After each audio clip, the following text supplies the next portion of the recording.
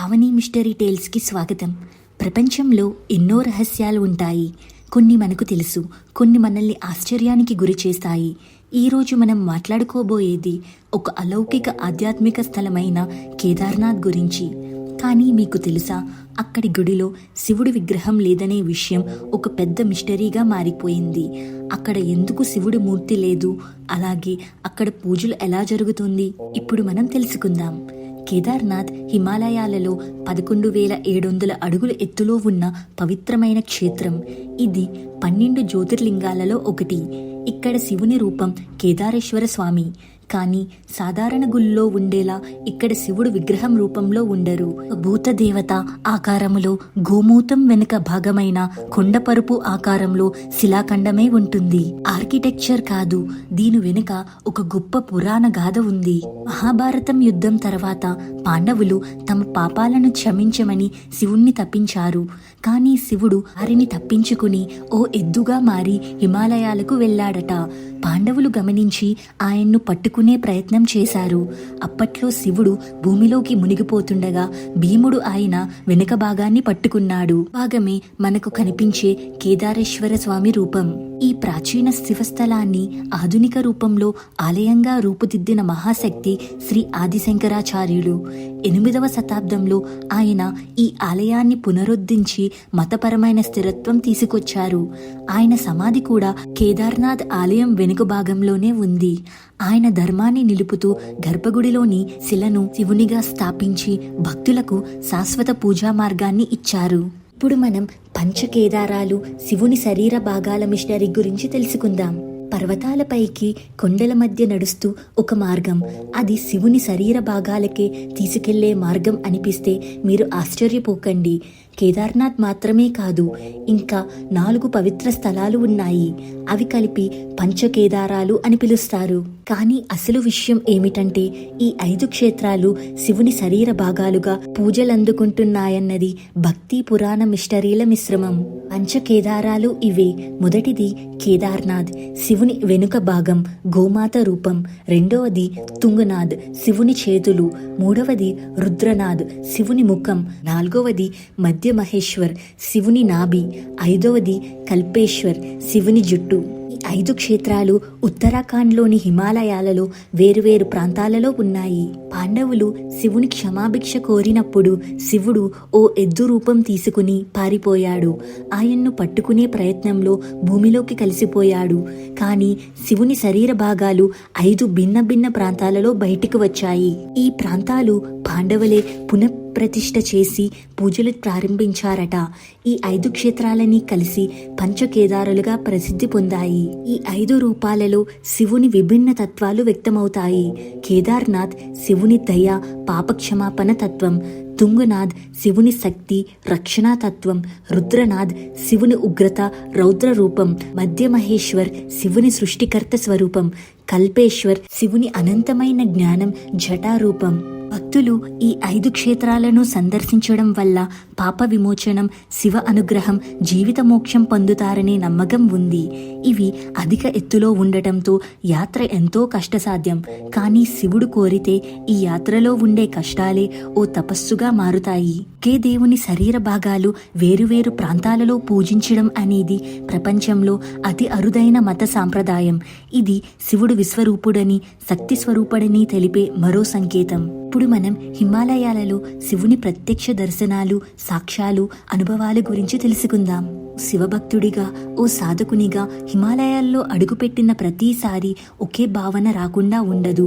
ఇక్కడ ఎక్కడో శివుడు ఉన్నాడు, చూస్తున్నాడని. చాలా మంది సాధకులు, సన్యాసులు, వేదాంతులు చెబుతున్న అనుభవం ఇదే.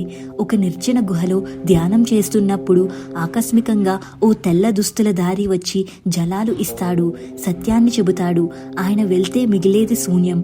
ఆయనే శివుడా అని అనిపించే అంత పవిత్ర అనుభూతి. అలాంటి అనుభవాలను ఉత్తరాఖండ్, హిమాచల్ మరియు నేపాల్ ప్రాంతాల కృష్ణమాచార్యులు స్వామి తపోవనం వంటి మహానుభావులు తమ గ్రంథాలలో రాశారు.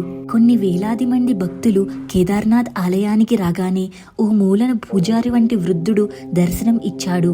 ఆయన మాటలు శివవాక్కుల్లా అనిపించాయి అని వర్ణించిన ఘటనలు ఉన్నాయి. కొన్ని సందర్భాలలో భక్తులకు అర్ధరాత్రి గర్భగుడిలో శివుని అలౌకిక దీపం వెలిగినట్లు కనిపించిందని చెబుతారు.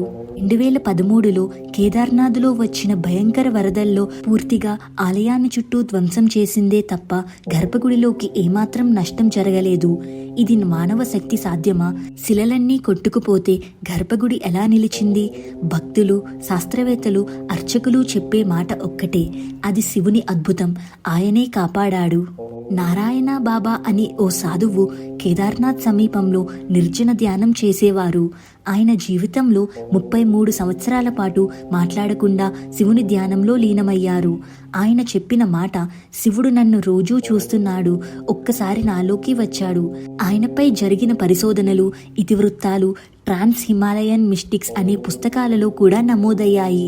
శివుడు భౌతిక రూపంలో ప్రతి ఒక్కరికి కనిపించకపోయినా ఆత్మతత్వంలో, శూన్యంలో, ప్రకృతిలో ఆయన సాన్నిధ్యం ఉన్నట్టు భక్తులు అనుభవిస్తారు. కేదార్నాథ్ వెళ్లిన వారిలో 8 మందిలో ఒక్క వ్యక్తి మాత్రం ఒక ప్రత్యేక భావం, ఆకస్మిక ఆనందధార, కన్నీరు, ఊహించిన ఉలికిని అనుభవిస్తారు. ఇది శివుని ప్రత్యక్షతకు చిహ్నమే. ఇది కేవలం కథ కాదు, అనుభవించిన వారు ఉన్నారు. చూడలేకపోయినా శివుని తత్వాన్ని గ్రహించిన వారు ఉన్నారు. హిమాలయాలలో ప్రతి అడుగు శివుడి అడుగే అనిపించే శక్తి ఉన్నప్పుడు గ్రహం అవసరమా? స్వయంభూ శక్తి చాలు అన్నట్టుగా ఉంది కదా. ఇప్పుడు మనం కేదార్నాథ్ ఆలయంలో దాగున్న అగ్నిగుండాలు, శక్తి కేంద్రాలు శాస్త్రీయంగా, భౌగోళికంగా తెలుసుకుందాం. ఒక సాధారణ దేవాలయంలో ప్రాణం ఎలా వస్తుంది? ప్రతిష్ఠ విగ్రహం ఉంటే దేవత ఉంటుందా? కానీ కేదార్నాథ్ ఆలయం మాత్రం విగ్రహం లేకపోయినా ప్రతి అంగుళంలోనూ శక్తి ఉంది, ఉష్ణత ఉంది, అగ్ని ఉంది. కేదార్నాథ్ పర్వత శ్రేణుల కింద శాస్త్రవేత్తలు గుర్తించిన అంశం, అక్కడ భూకోశంలోకి చాలా వేడిగా ప్రవహిస్తున్న అగ్నివాయువు ఉంది. దీన్ని జియోథర్మల్ పాకెట్స్ అని అంటారు. ఇది ఏకకాలంలో శక్తిని ఉద్గరిస్తుంది, మానవుని శరీరంలో ఉన్న నాడులపై ప్రభావం చూపుతుంది. సాధకులు అక్కడ ధ్యానం చేస్తే త్వరగా లోతైన స్థితిలోకి వెళ్తారు. కేదార్నాథ్ ఆలయం నిర్మించబడింది భారతదేశ శక్తి గ్రిడ్ లైన్ మీద. ఈ గ్రిడ్లను లే లైన్స్ లేదా ఎర్త్ ఎనర్జీ నోడ్స్ అని పాశ్చాత్య శాస్త్రవేత్తలు చెబుతారు. ఇది న్యాచురల్ మ్యాగ్నెటిక్ రిసోనెన్స్ కలిగిన ప్రదేశం. ఇలాంటి ప్రదేశాలలో నిర్మించబడిన ఆలయాలు, పుణ్యక్షేత్రాలు అత్యంత శక్తివంతమైనగా మారుతాయి. మీరు గమనించి ఉంటారు, -డిగ్రీలలో ఉన్నప్పుడు కూడా ఆలయ గర్భగుడిలో ఓ వెచ్చదనం ఉంటుంది. ఇది కేవలం రాళ్ల ప్రభావం కాదు, అక్కడ భూమిలో ఉండే న్యాచురల్ అగ్నిశక్తి జియోహీట్ శివలింగాన్ని వేడిగా ఉంచుతుంది. అందుకే అక్కడ శివుడు స్వయంగా అగ్నిలింగ రూపంలో ఉన్నట్టు భావించబడుతుంది. కేదార్నాథ్ ఆలయం శిలలతో గోపురాల్లాంటి నిర్మాణం కాక ఒక శక్తి నిల్వ కేంద్రంలా తీర్చిదిద్దబడింది. ప్రతి రాయి, ప్రతి మంటపం శబ్ద తరంగాలు, ధ్వని కంపనాలు సరిగ్గా ప్రతిధ్వనించేలా నిర్మించారు. దీనివల్ల ఓం నమః శివాయ అని మీరు ఆలయంలో ఉచ్చరించిన అది శరీరంలో జ్ఞాన నాడుల మీద ప్రకంపనలు కలిగిస్తుంది. ఇస్రో మరియు ఐఐటి రూర్కీ పరిశోధనల ప్రకారం కేదార్నాథ్ పర్వత ప్రాంతాలలో భూకోశ ఉష్ణోగ్రతలు సాధారణం కంటే ఎక్కువగా నమోదవుతున్నాయి. నాసా డేటాలో కూడా ఇది అత్యంత శక్తివంతమైన మ్యాగ్నెటిక్ హాట్స్పాట్లలో ఒకటిగా గుర్తించబడింది. ఈ పరిసరాలలో ఎలాంటి భారీ విగ్రహాలు పెట్టినా శక్తి సమతుల్యంగా నిలబడదు. అందుకే అక్కడ శిలారూపంలో స్వయంభూ శివలింగం ఉన్నట్టే ఉంటుంది. ఇప్పుడు మీరు తెలుసుకున్నారు కదా, కేదార్నాథ్ ఆలయంలో విగ్రహం లేకపోయినా ఎందుకు అక్కడ భక్తులు భగవంతుని ఉనికిని అనుభవిస్తున్నారు, ఎందుకు ప్రతి గర్భగుడిలో మనసు దిగుతుంది. శివుడు విగ్రహంలో కాదు, శక్తి రూపంలో ఉన్నాడని శాస్త్రం కూడా చెబుతుంది. ఇప్పుడు మనం కేదార్నాథ్ ఆలయం చుట్టూ ఉన్న అంతరించిపోయిన ప్రాచీన మార్గాలు, మానవ రహస్యాల గురించి తెలుసుకుందాం. ఆలయం ఎంత పవిత్రంగా ఉన్నా దాని చుట్టూ ఉన్న మార్గాలు, పర్వత శ్రేణులు కూడా అంతే పవిత్రమైనవి. కేదార్నాథ్ ఆలయాన్ని చేరుకునే మార్గాలు ఇప్పుడు కనిపించవు, కానీ వేదకాలంలో వాటిలో అంతులేని రహస్యాలున్నాయంటే నమ్మగలరా? పురాణాల ప్రకారం పాండవులు మహాభారత యుద్ధం అనంతరం కేదార్నాథ్ ప్రాంతానికి ప్రయాణించారు. వారు ఉపయోగించిన మార్గం గంధమాదన పర్వతం మార్గం అని ప్రాచీన వచనాలలో ఉంది. ఈ మార్గం పూర్తిగా మంచుతో మూసుకుపోయింది. శతాబ్దాలుగా ఆ దారులు కనిపించకుండా పోయాయి. పర్వత గుహల్లో కొన్ని సూక్ష్మ మార్గాలు ఉన్నాయని పురాణాలు చెబుతుంది. ఇవి అంతరించిపోయిన టనెల్స్ కావచ్చని శాస్త్రవేత్తలు అనుమానిస్తున్నారు. కొన్ని టన్నెల్స్ కేదార్నాథ్ నుండి బద్రీనాథ్ వరకు పొడవుగా ఉండే అవకాశం ఉంది.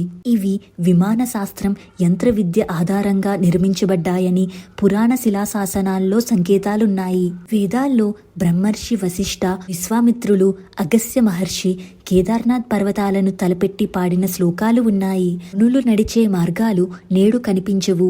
శివునికి సమీపం కావాలంటే ఈ మార్గాలే ఉపయోగించారనే విశ్వాసం ఉంది. కేదార్నాథ్ చుట్టూ శక్తి మార్గాలు ఉన్నాయని తంత్ర గ్రంథాలలో ఉంది.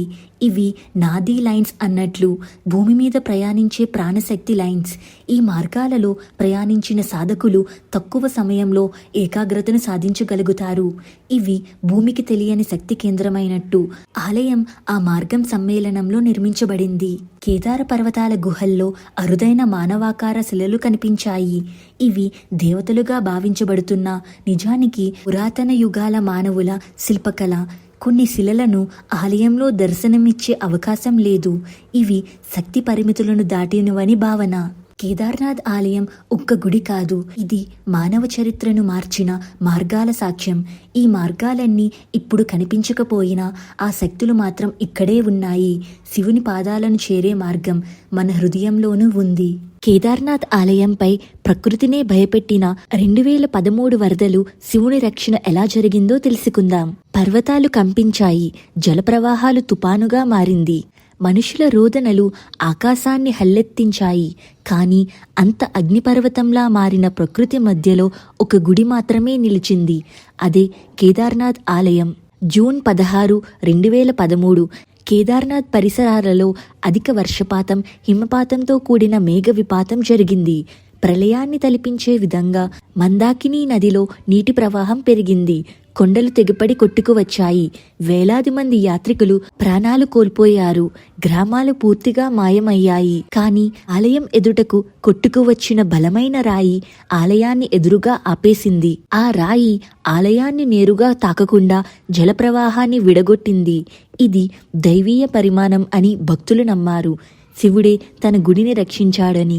భూశాస్త్రవేత్తలు చెబుతారు, రాయి పడి ఆలయం దెబ్బతినకుండా ఉండటం సహజ నదీ ప్రవాహం మార్గం కారణంగా జరిగింది. కానీ ఇదే సమయంలో ఆలయానికి పక్కనే ఉన్న భవనాలు అన్నీ నాశనం అవ్వడం, గుడి మాత్రం పటిష్టంగా ఉండిపోవడం శాస్త్రీయంగా వివరణకు దూరంగా ఉంది. కేదార్నాథ్ ఆలయం పాండవుల కాలం నాటిదని భావన.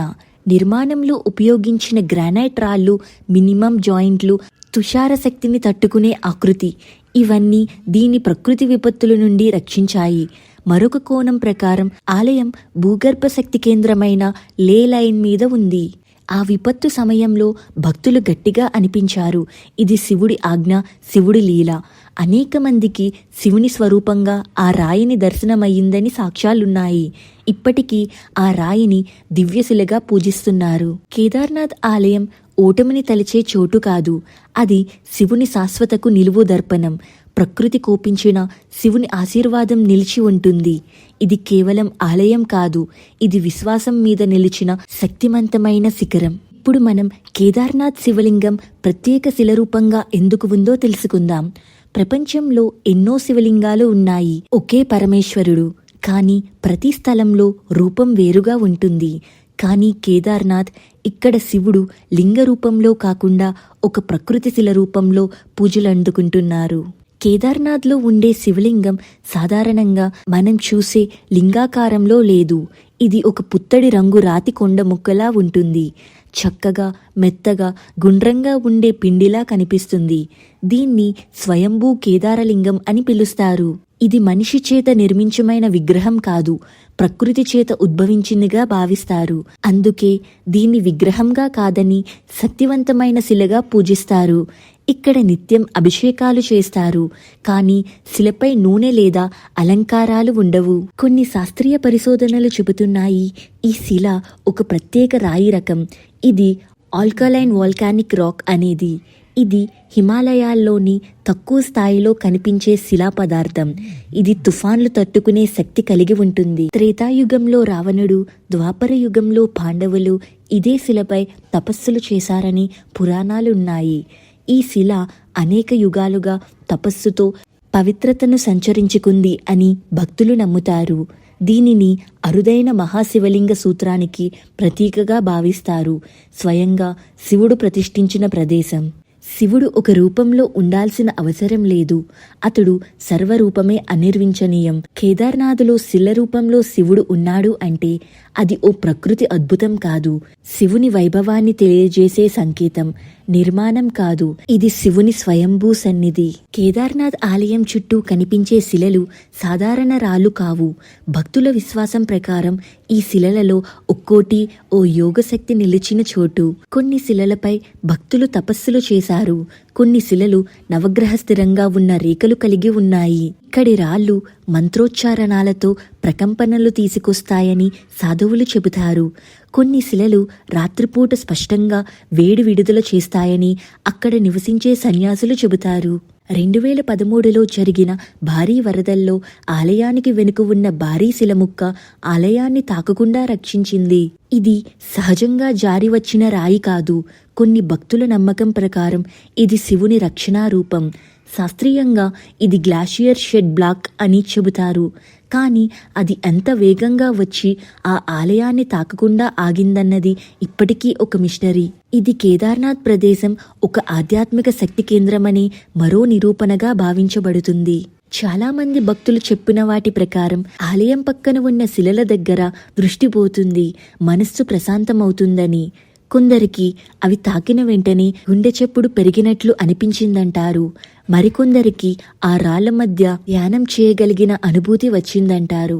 కొన్ని రాళ్ళు ధ్వనిని ఆకర్షిస్తాయంటారు. కొన్ని ఆధునిక రీసెర్చ్లో కూడా రికార్డ్ అయింది. విగ్రహం కంటే ఎక్కువగా ఒక శిల రూపంలో శివుడు ఉండటం మనకు ఒక బోధన ఇస్తుంది. రూపం ముఖ్యం కాదు, సన్నిధి ముఖ్యం. శిలరూపం అంటే శాశ్వతం, స్థిరత, మార్పు లేని భావన. శివుడు తపస్సు రూపమైన శిలగా కేదార్నాథ్లో ఉండటం భక్తి, త్యాగం, నిరంతర తపస్సుకు చిహ్నం. కేదార్నాథ్లో శివుడు విగ్రహం లేకుండా శిల రూపంలో ఉండటం అనేది ఒక చింతాత్మక సత్యం. ఆయన రూపం లేదు, కానీ సన్నిధి శక్తివంతం. విగ్రహానికి మించి శిలారూపం ఒక స్వయంభూ భక్తిపరమైన శక్తి రూపం. ఆ శిల మనసులోని శివతత్వాన్ని గుర్తు చేస్తుంది. శిల రూపంలో శివుని దర్శించడమే సృష్టిని శాంతంగా ఆలోచించే గొప్ప అనుభూతి. మీకు ఈ కేదార్నాథ్ మిస్టరీ నచ్చిందా? ఇంకెందుకు ఆలస్యం, లైక్ చేయండి, మీ మిత్రులతో షేర్ చేయండి. మరియు ఇలాంటి విశేషమైన మిస్టరీ టాపిక్స్ కోసం మా ఛానల్ పావని మిస్టరీ టేల్స్ని తప్పక సబ్స్క్రైబ్ చేయండి. బెల్ ఐకాన్ నొక్కడం మాత్రం మర్చిపోకండి. ధన్యవాదములు.